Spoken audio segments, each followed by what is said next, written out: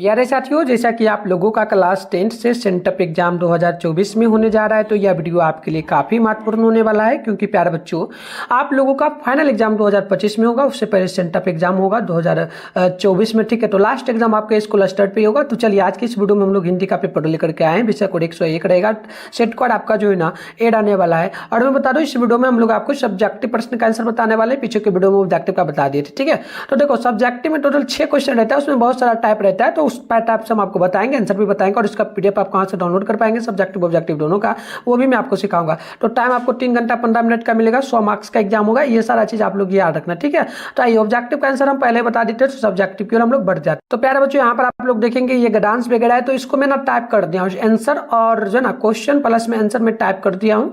तो मैं आपको जो है ना प्यारे बच्चों, इसका चलिए फटाफट से आंसर और सब चीज समझाते हुए आपको आंसर हम बताएंगे। तो चलिए आगे। तो चलिए, यहाँ से अच्छे से देखिए, मैं आपको बता दूं, सबसे पहले जो है पहला क्वेश्चन जो मिलेगा, उसमें आपको निम्नलिखित गद्यांशों में से किसी एक गद्यांश को पढ़ करके नीचे दिए गए प्रश्नों का जवाब देना है।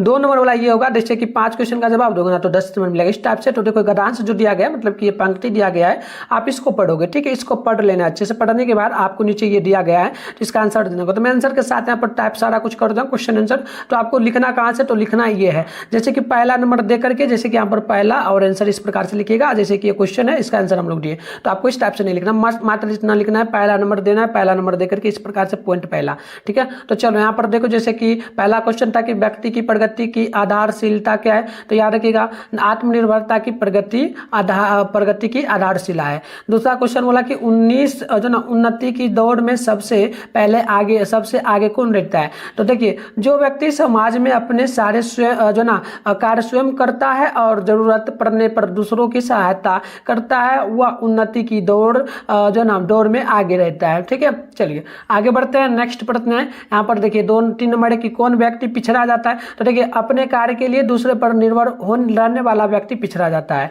चौथा है कि सामाजिक एवं मानसिक रूप से स्वस्थ कौन होता है। तो देखो, स्वावलंबी व्यक्ति सामाजिक और मानसिक रूप से स्वस्थ और शक्तिशाली होता है, ध्यान रखिएगा।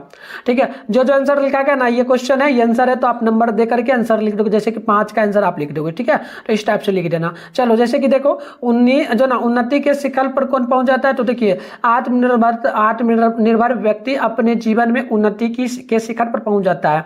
अब दूसरा भी पॉइंट है, तो दूसरा भी यहाँ पर क्वेश्चन है, इसमें भी आपको लिखना होगा। ठीक है, तो देखो, जैसे कि ये इसमें भी सेम वही गद्यांश है, इसको पढ़ करके आपको 5 क्वेश्चन का जवाब देना, 2 मार्क्स वाला 10 नंबर मिल जाएगा आपको। तो ये देखो, यहाँ से यहाँ तक गद्यांश है, ये क नंबर का गद्यांश का हम लोग उत्तर दे रहे हैं। ठीक है ना, तो चलिए यहाँ पर लिखिएगा, आपको ब नंबर भी मिलेगा, 2 ऑप्शन देता है, क ब। ठीक है, तो आप उसको छोड़ दीजिएगा, आप इतना ही लिखिएगा। आंसर कैसे लिख पाइएगा, तो जैसे कि जैसे कि यहाँ पर देख लो, ये आपका दूसरा क्वेश्चन है ना, तो आप क्या करोगे, यहाँ पर लिखोगे 2 नंबर दोगे, इस प्रकार से 2 नंबर, फिर आप लोग दोगे क का, फिर यहाँ पर दोगे, जैसे ये पहला है ना, पहला का इस टाइप से आंसर, और इस टाइप से लिख करके ये पूरा का पूरा लिखोगे। दूसरा का देना है तो डायरेक्ट 2 नंबर ही लिख दोगे, फिर चलेगा, क्योंकि ये पहले दर्शन आपको होगा, तब ना एग्जामिनर को पता चलेगा कैसे आंसर लिखना है ना। तो इस टाइप से ध्यान रखना। चलो, यहाँ पर देखो, क्वेश्चन है कि बुनियादी शिक्षा को हम लोग किस नाम से जानते हैं। तो देखो, बुनियादी शिक्षा को हम लोग बेसिक शिक्षा भी कहते हैं ना, यानी कि छोटी शिक्षा, स्टार्टिंग का प्रारंभिक शिक्षा। चलो, दूसरा कि बुनियादी शिक्षा का क्या तात्पर्य है। तो देखो, बुनियादी शिक्षा का तात्पर्य शिक्षा की उस प्रणाली है जिसमें विभिन्न प्रकार के हस्तलिपियों का प्रशिक्षण प्रदान करते हुए बालकों की शारीरिक, मानसिक, नैतिक, सामाजिक और आध्यात्मिक विकास करना है। चलिए आगे हम लोग बढ़ेंगे ना, तो 3 नंबर देखिए, क्वेश्चन है कि बुनियादी शिक्षा का आंदोलन किसने शुरू किया। तो देखो, महात्मा गांधी ने बुनियादी शिक्षा का आंदोलन किया था। अगला क्वेश्चन है कि बुनियादी शिक्षा से क्या जागृत होता है। तो देखिए, बुनियादी शिक्षा से राष्ट्रीय चेतना जागृत होती है। और 5वां है, बुनियादी शिक्षा पद्धति की 3 बातें कौन है। तो बुनियादी शिक्षा पद्धति की 3 बातें इस प्रकार है, जिससे कि आप यहाँ पर लिख देंगे। इस प्रकार से मैं आपको अच्छे से सारे क्वेश्चन दिखा रहा हूँ, आंसर भी दिखा रहा हूँ, तो आप लिखते चलेंगे। जैसे कि लिख देंगे, पहला क नंबर में देकर के कि शिक्षा में उत्पादक कार्यलाभ, अर्थात ऐसा कोई विषय सिखाया जाए जिससे छात्र कुछ कमाई करने योग्य बन सके। अगला क नंबर का लिखिएगा कि पाठचर्या का उत्पादक कार्यलाभों और भौतिक और तथा सामाजिक पर्यावरण से सहसंबंध है। अगला लिख दीजिएगा कि स्कूल तथा स्थानीय जन समुदाय से घनिष्ठ संबंध है। तो देखो, अगर आप लोग अभी नहीं लिख पा रहे तो कोई दिक्कत नहीं, ठीक है, मैं इसका आंसर आपको जो है ना प्रोवाइड कर दूंगा गूगल में आप लोग जाकर के मिथुन स्टडी सेंटर सर्च करके डाउनलोड कर पाएगा। कैसे करना मैं आपको सिखा देता हूँ, अभी आप वीडियो देखने के बाद जाकर के डाउनलोड कर पाएंगे। अभी फिर मैं आपको कंटिन्यू आंसर भी बताऊंगा, ठीक है। तो आप बाद में जाकर के उसको डाउनलोड करके अच्छे से लिख लीजिएगा। तो प्यारे बच्चों, आंसर डाउनलोड करने के लिए आप लोग अपने फोन में गूगल को ओपन करके सर्च बार के आइकन पे क्लिक कर लीजिएगा। और अभी आप इस चैनल पे वीडियो देख रहे हैं ना, चैनल का नाम है मिथुन स्टडी सेंटर। तो आप लोग चैनल का नाम मिथुन स्टडी सेंटर जो है ना गूगल में आकर के सर्च कर लीजिए। फिर आपको क्या करना, ऊपर करना है, फर्स्ट में आपके सामने जो है ना मिथुन स्टडी सेंटर का ऑफिशियल वेबसाइट मिलेगा। मैं आपको जूम करके दिखा रहा हूँ, इस पर आपको क्लिक कर देना है।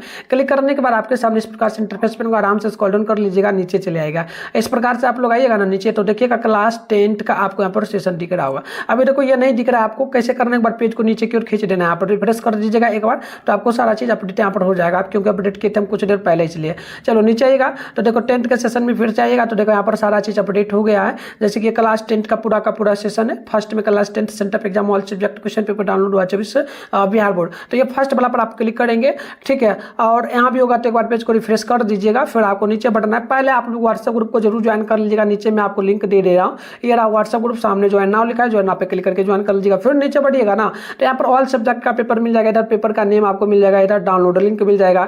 जो भी सब्जेक्ट चाहिए डाउनलोड कर सकते हो, Hindi, Sanskrit, science, social science, English, math, Urdu, non Hindi. फिलहाल आपको हिंदी का करना है। सामने डाउनलोड लिखा है, डाउनलोड पे आपको क्लिक कर देना है। इसके बाद इस प्रकार से आपके सामने इंटरफेस पेन होगा, आराम से स्क्रॉल डाउन करके आप जब भी आएगा तो यहाँ पर पेज को रिफ्रेश कर दीजिएगा, ताकि सब्जेक्ट का आंसर जैसे ही अपडेट किया जाएगा तो आपको दिख जाएगा। चलिए आगे बढ़ते हैं, बात कर लेते हैं हम लोग फिलहाल अभी ऑब्जेक्टिव की। तो देखो 100 ऑब्जेक्टिव रहेगा, जिसमें से आपको 50 बनाना, तो हम 100 ऑब्जेक्टिव का आंसर के दे दिए, ठीक है। और सब्जेक्टिव की बात करेंगे ना, तो यहाँ पर आपको जो है ना शॉर्ट क्वेश्चन में आपको 15 क्वेश्चन का आंसर यहाँ पर आपको ऑलमोस्ट देखने को मिल जाएगा, ठीक है ना। चलिए, तो यहाँ पर अभी आंसर आपको नहीं दिख रहा होगा, पेज वगैरह को रिफ्रेश करना दिख जाएगा, और लॉन्ग का आंसर आपको जो है ना फिलहाल यहाँ पर दिख जाएगा। तो आप आइए पेज वगैरह को रिफ्रेश करके आंसर अच्छे से जरूर डाउनलोड कर लीजिएगा। तो चलिए हम लोग आगे तो चलिए यहाँ पर देखिएगा प्यारे बच्चों, तो इस प्रकार से है, आप यहाँ पर का देख सकते हैं, ठीक है। तो इस प्रकार से यहाँ पर सारे क्वेश्चन का उत्तर देगा। ये ख नंबर है, ख नंबर का नहीं भी लिखेगा ना तो चलेगा, क्योंकि 8वां वाला का आंसर भी यहाँ पर दे दिएगा, इसको छोड़ दीजिएगा। देखो 3 नंबर क्वेश्चन जो है, इसमें क्या बोला, निम्नलिखित में से किसी एक विषय पर दिए गए संकेत बिंदुओं के आधार पर लगभग 250 से 300 शब्दों में निबंध लिखना है, जो कि 10 नंबर वाला सीधे होगा। तो निबंध वगैरह जरूर आप लोग तैयार कर लीजिएगा। जैसे कि यहाँ पर पहला पूछा कि समय का क्या महत्व, तो समय पर महत्व के बारे में इसका भूमिका लिखना है। समय के सदुपयोग से लाभ लिखना है, समय के दुरुपयोग से हानि, निष्कर्ष क्या निकलेगा, ये सारा चीज लिखना है, ठीक है। हम आंसर पे भी देंगे एक का, जैसे कि छात्र और अनुशासन, तो इसमें भी भूमिका लिखना है, उसी प्रकार से लिखना है, ठीक है। और देख लो यहाँ पर गणतंत्र दिवस है, तो गणतंत्र दिवस के बारे में भूमिका, गणतंत्र दिवस के ऐतिहासिक पृष्ठभूमि, गणतंत्र दिवस का महत्व क्या है, ठीक है। और उस प्रकार से लिखिएगा। अब आगे आपका हो जाता है कि जो ना स्वावलंबनम, तो इस प्रकार से इस पर भी लिखना है। सूखा होगा यानी कि अकाल जिसे कहते हैं, इस पर लिखना है। तो हम लोग देखो यहाँ पर जो है ना ख नंबर का उत्तर दिए, जो कि आपका हो जाता है क्या, तो छात्र एवं अनुशासन, तो इस प्रकार से लिखना है। तो देखो हमने यहाँ पर उत्तर लिख दिए, आपको पढ़ के बताते हैं, ठीक है। देखो पहले भूमिका लिखना है। भूमिका में लिखना है कि जीवन को आनंद पूर्वक जीने के लिए विधा और अनुशासन दोनों आवश्यक है। अनुशासन भी एक प्रकार की विधा है। अपनी दिनचर्या को जो है ना, अपने बोल चाल को, अपने रहन सहन को, अपने सोच विचार को, अपने समस्त व्यवहार को व्यवस्थित करना ही अनुशासन होता है। आगे देखिएगा, छात्र जीवन में अनुशासन का महत्व, तो विद्यार्थी के लिए अनुशासन होना परम आवश्यक है। अनुशासन से विद्यार्थी को सब प्रकार की लाभ होती है। अनुशासन अर्थात निश्चित अवस्था से और धन की बचत होती है। जिस छात्र ने अपनी दिनचर्या निश्चित कर ली, उसका समय व्यर्थ नहीं जाता, वह अपने एक एक क्षण की जो ना समुचित उपयोग उठाता है। वह समय पर मनोरंजन भी कर लेता है तथा अध्ययन भी पूरा कर लेता है। इसके विपरीत अनुशासनहीन छात्र आज का काम कल और कल का काम परसों पर टाल करके मुसीबत इकट्ठा कर लेता है। आगे चलिए, और भी इसमें आपको लिखना होगा अनुशासनहीनता के कारण। देखिए आज भारत के जीवन में के प्रत्येक क्षेत्र में अनुशासनहीनता है। आज का विद्यार्थी जो ना साज श्रृंगार सुख आराम की इच्छा कर रखता है। दूसरी बात, माता पिता द्वारा अच्छी तरह अध्ययन नहीं देना, खराब संगत में वो चले जाते हैं। चलिए आगे लिखिएगा, जो ना सुधार के उपाय। तो देखिए अनुशासन का गुण बचपन से ही ग्रहण किया जाना चाहिए, इसीलिए इसका संबंध छात्र से है। विद्यालय की सारी व्यवस्था में अनुशासन और नियमों को लागू करने के पीछे यही बात है। देखिए यही कारण है कि अच्छे अनुशासन विद्यालयों के छात्र जीवन में अच्छी सफलता प्राप्त करते हैं। अनुशासन हमारी जो ना हौज पौज जिंदगी में को साफ और सुलझी हुई व्यवस्था कर देता है।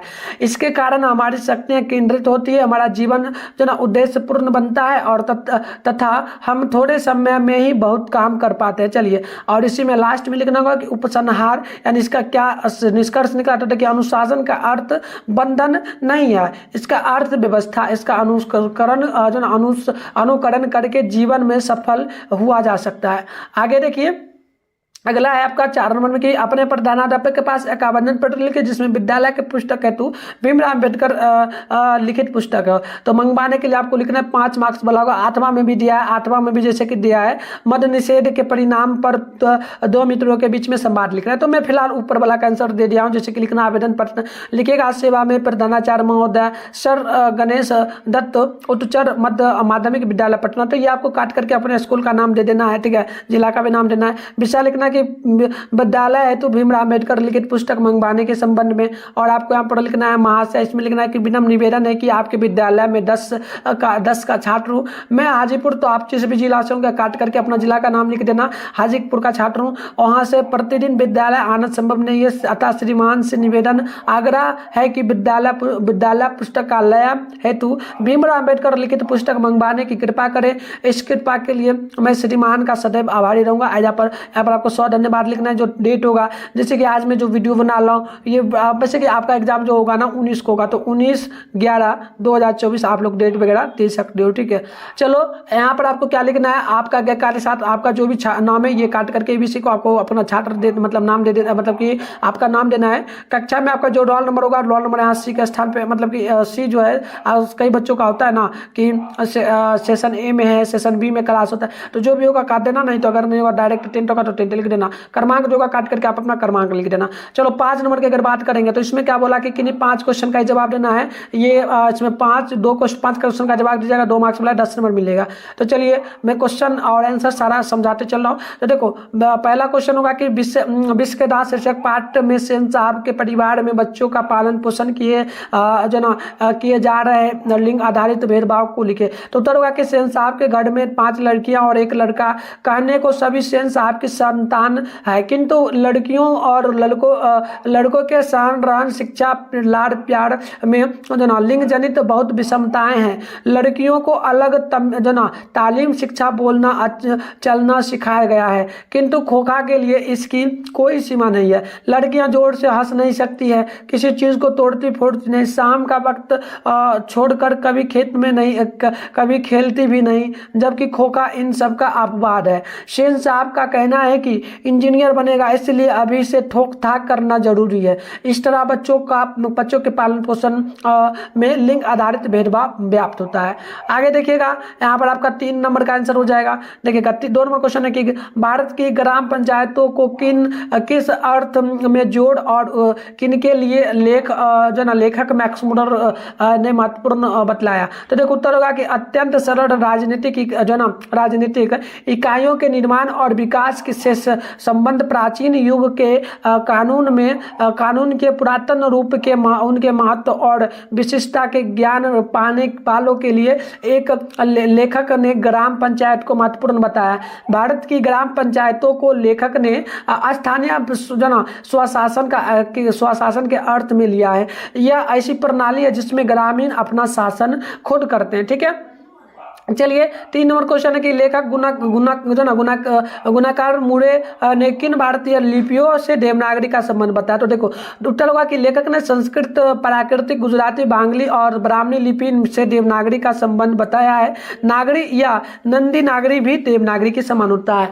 अगली क्वेश्चन आप देखेंगे ना तो 4 की संगीत भारती में बिरजू महाराज की दिनचर्या क्या थी। देखिए, बिरजू महाराज का आवास दरियागंज में था। वहाँ पर से प्रतिदिन 5 या 9 नंबर की बस पकड़ करके संगीत भारतीय जाना होता था। देखिए, वहाँ प्रदर्शन का अवसर कम मिला, फिर भी हारिज रहना पड़ता था। चलिए आगे देखिए, 5 नंबर का जो आंसर होगा तो इसमें होगा कि कवि रैनन मारिया लिख के किसको कैसा सुख देते हैं, मेरे बिना तुम प्रभु, पाठ के आधार पर आपको समझाना होगा। तो उत्तर हो जाएगा कि कभी अपने कपोलों की नर्म सैया पर विश्राम कर रही ईश्वर की कृपा दृष्टि को सुख प्रदान करता है, वह उसे चट्टानों की ठंडी गोद में जो ना सूर्यास्त के रंगों में घुलने का सुख देता है। अगला क्वेश्चन हो जाएगा आपका जो है ना, ऐसे बहुत सारा क्वेश्चन है, मैं आपको दिखा दूं। ये 4 नंबर क्वेश्चन है, इसका आंसर ये रहा। ठीक है, देखते चलो। और ये 5 नंबर है, 6 नंबर है, 7 नंबर, इसका आंसर ये रहा।